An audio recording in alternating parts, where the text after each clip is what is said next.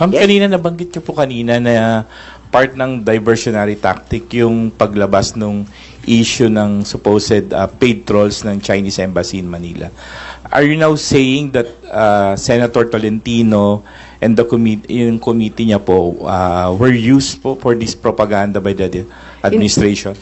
Ay hindi ko naman gawain bumatikos ng kapwa senador, pero ang alam ko may utos talaga sa admin media na i-divert at mag-squid tactics ng bonggang-bongga, i-divert sa iba't ibang balita, tulad ng mga sagupaan, yung fake news nga na tinake over na, yung kung ano-anong mga isla at islet, tapos yung balita ng 20 pesos rice, sinabay-sabay para ilayo sa tunay na problema.